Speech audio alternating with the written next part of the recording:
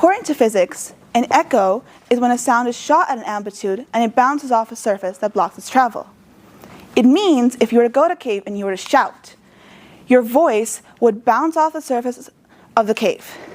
But first, it has to travel through, increasing in its horizontal range. As the wave travels, spreading through the widening range, it decreases in amplitude. And once it reaches the end of the cave, it hits the wall and bounces back. This bounce back has the wave traveling its full range back to the origin, creating the echo. I want you all to think of the echo as the people around the world crying for help. They are the origin of the sound. And as time goes on, their cries spread across the world that our brothers and sisters, Muslim or not, need our support. But the oppressors, they see this as their voices becoming thin and quieter. So they create a wall to block that sound from making a change. That is where the echo effect needs to happen, where we push their voices to spread further, refusing to be ignored, refusing to be trapped within the barriers built to silence them. We as a community need to take their sound in its amplitude and send a message back, louder and stronger, that we are here for them and we will support them no matter what. That we will build their echo. But before we get into how to reach that happily ever after, let us first understand what is stopping some Muslims from showing that consistent support. Because if we remember, when the echo for change, or the roar for change, let's say, starts, there are massive protests, social media campaigns, and worldwide movement. But over time, they start to lose that roar, that thunder, that storm, and hope slowly starts to wither away. With so many bad things happening at once, we feel like the world is closing in on us. We start to lose faith in a peaceful world. And honestly, at one point, I felt that too. I wondered, why was it getting worse? Why was there so much pain on them? What did they do wrong? Allah gives everyone tests. Why this much?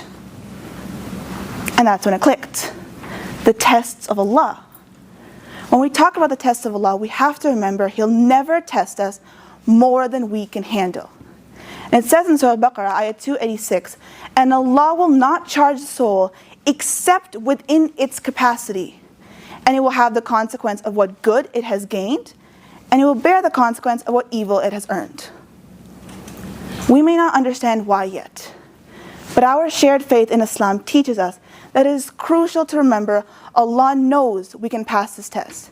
We can help them pass their test, and that they can and will be free. We have to free their voices and prove our strength through our actions. But why do we sometimes feel helpless? Like what we're doing is not enough? The answer lies in our approach. We often react to individual crises, but we need a sustainable and collective effort.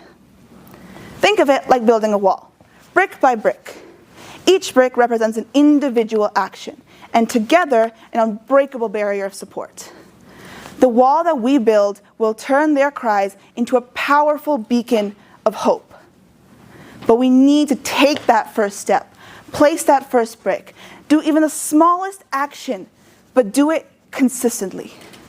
Because even the smallest change in one part of a system can have a huge impact in another, and that is what we need. Consistent, small changes together. Now, I can't expect to just speak about change without placing the first brick myself. So let me share with you all a special method that I hope you all will continue as you leave here tonight. And that is SAM method. Solidarity, awareness, mobilization, to tackle every corner of these issues. Starting SAM off with solidarity through social media platforms. Using social media to not only investigate and report on the truth of oppression, but to create a platform for the oppressed and their families to share their experiences, to educate people on the truth of oppression and empower more to speak up by pulling on society's emotional strings. For your first SAM action, I want you all to start the action of social media reposting, changing the narrative by creating and promoting articles, medias, and posts that share the truth about oppression and pull on society's emotional strings. Next in SAM is awareness, by bringing the fight of the oppressed to the attention of policymakers, advocating through members of government and policymakers to enact laws that support the rights of the oppressed and deal with a systematic inequality. We need to take full advantage of gathering, collecting, and presenting data and results that speak on the impact of oppression. So for your second SAM action, I want you all to support the actions of mass phone calls, emails, and protests to push the people in power demanding change. Finally, in SAM is mobilization. We need to hold the power over the oppressors by creating grassroots movements that push for social change to support the oppressed within and outside of our community. We need to cut the support chain to the oppressors so that they lose their power and we be united as the bigger group. So for your final SAM action, I want you all continuing the action of boycotting. Boycott those who support the suffering of others and support those who are on the side of freedom. So let us step up. Let us speak out. And let us be the change that our community needs. As of tonight, I invite you all to make this promise with me.